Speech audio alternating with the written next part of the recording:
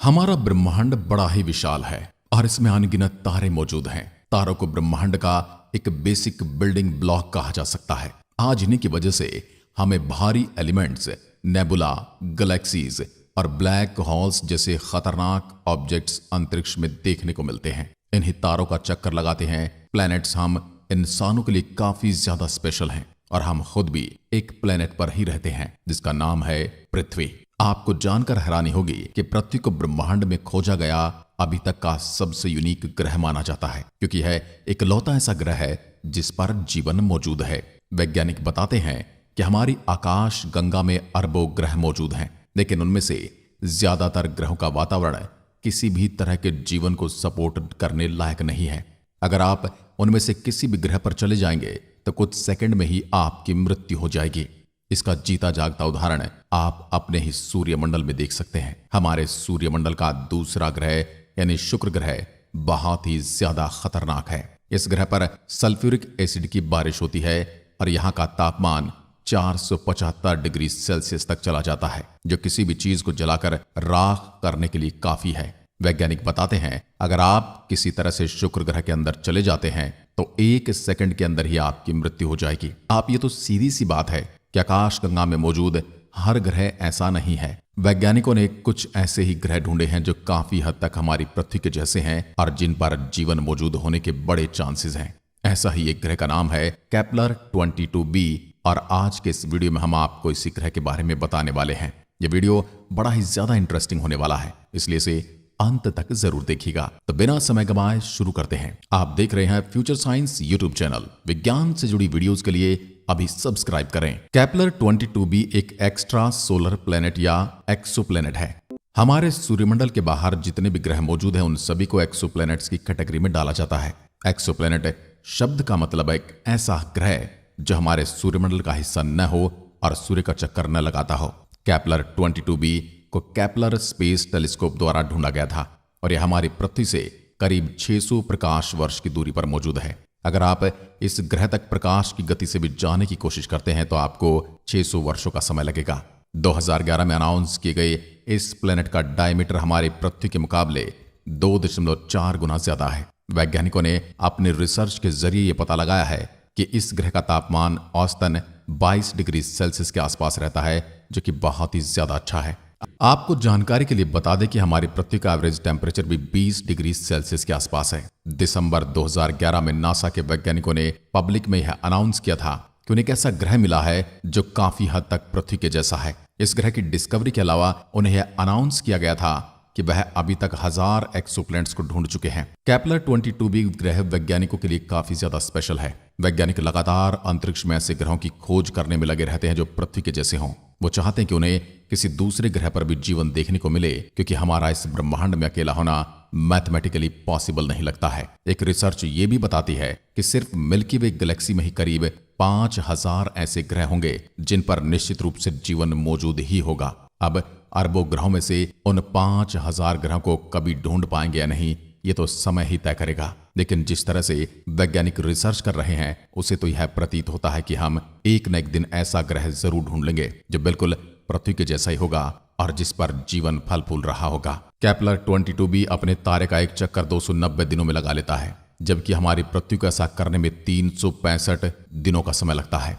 यह अंतर मात्र 75 दिनों का है, जो इतनी बड़ी बात नहीं।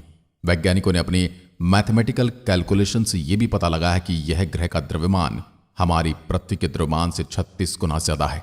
वहीं इस ग्रह पर गुरुत्वाकर्षण बल हमारी पृथ्वी के मुकाबले मात्र 1.08 गुना ज्यादा है।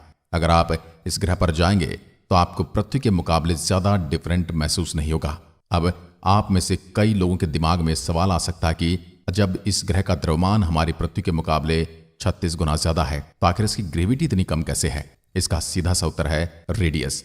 न्यूटन द्वारा लिया गया लॉ ऑफ ग्रेविटेशनल ये बताता है कि जैसे जैसे किसी बड़े ऑब्जेक्ट का द्रव्यमान बढ़ता है वैसे वैसे उसका गुरुत्वाकर्षण बल भी बढ़ने लगता है। वहीं जैसे जैसे उस ऑब्जेक्ट की रेडियस बढ़ती है वैसे वैसे उसका गुरुत्वाकर्षण बल कम होने लगता है। केपलर 22b का द्रव्यमान तो बहुत ज्यादा है, लेकिन इसका डायमीटर भी हमारी पृथ्वी के मुकाबले 2.5 गुना ज्यादा है, जिस वजह से उसकी ओवरऑल ग्रेविटी हमारी पृथ्वी के बराबर रह जाती है। किसी ग्रह पर जीवन मौजूद है या नहीं उसके लिए कुछ कंडीशंस होती हैं। उनमें से सबसे इंपॉर्टेंट कंडीशन होती है गोल्डीलॉक्स जोन की। तारे के आसपास एक ऐसा एरिया मौजूद होता है जहां पर उसके द्वारा रिलीज की गई रेडिएशन एक परफेक्ट अमाउंट में पड़ती है। उस एरिया में तापमान बिल्कुल अनुकूल होता है और वहां पर लिक्विड सब्जेक्ट्स मौजूद होने के भी पूरे चांसेस होते हैं। तारे के इस एरिया को गोल्डीलॉक्स जोन या फिर आसान भाषा में हैबिटेबल जोन कहा जाता है। जैसा कि इसके नाम से ही पता चलता है, यह एक ऐसा एरिया होता है जहां पर एक ग्रह के हैबिटेबल होने के सबसे हाई चांसेस होते हैं। हैबिटेबल होने का मतलब है ग्रह में एक ऐसी कंडीशन मौजूद होना जिसमें जीवन की शुरुआत हो पाए। इसका सबसे अच्छा उदाहरण पूरे ब्रह्मांड में हमें कहीं और नहीं बल्कि अपने ही सूर्यमंडल में देखने को मिलता है। हमारा खुद का ग्रह यानी पृथ्वी सूर्य के हैबिटेबल जोन में मौजूद है। यही कारण है कि हमें यहाँ पर परफेक्ट तापमान और सूर्य की रोशनी देखने को मिलती है। अगर हम एक ग्रह आगे या पीछे करते हैं तो हमें एक्सट्रीम कंडीशन देखने को मिलती है जहां पर किसी भी तरह का जीवन जीवित नहीं रह सकता।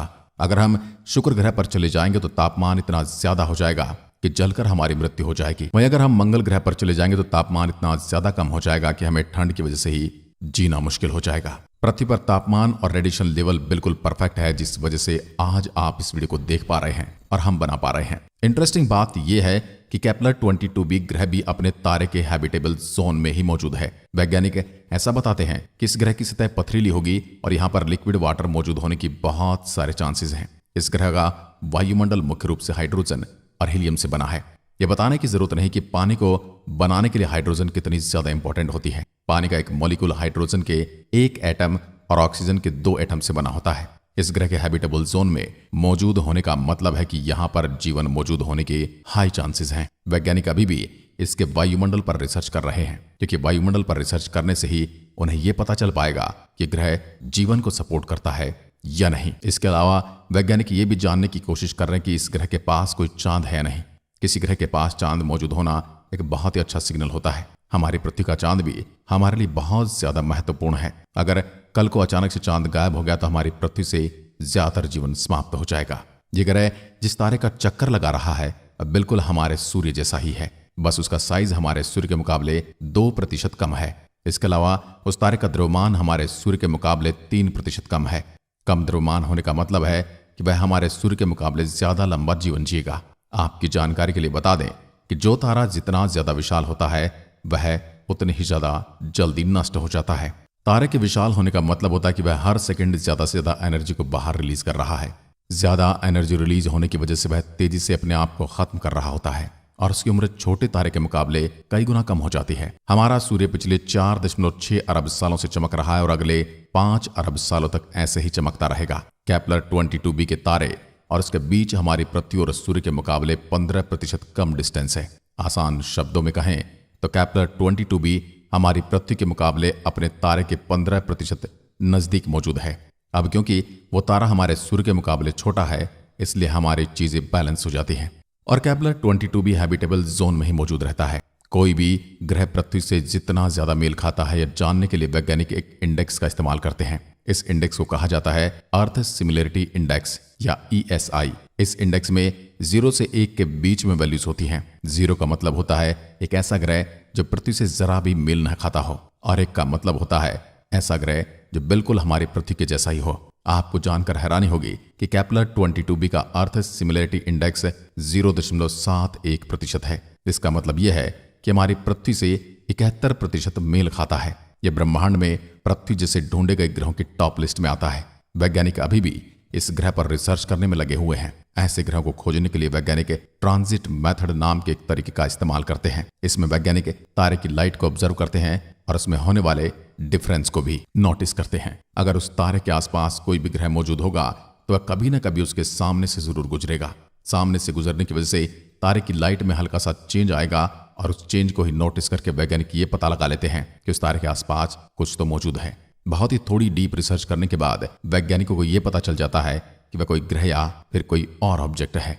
आपको जानकर हैरानी होगी कि केपलर 22b ग्रह से बहुत अच्छे ग्रह वैज्ञानिक ऑलरेडी ढूंढ चुके हैं। इनमें से कुछ ग्रह का अर्थ सिमिलरिटी इंडेक्स 0.9 से भी ज्यादा है। वैसे आपको क्या लगता है कि केपलर 22b ग्रह पर भी जीवन मौजूद होगा या नहीं, हमें कमेंट करके जरूर बताइएगा।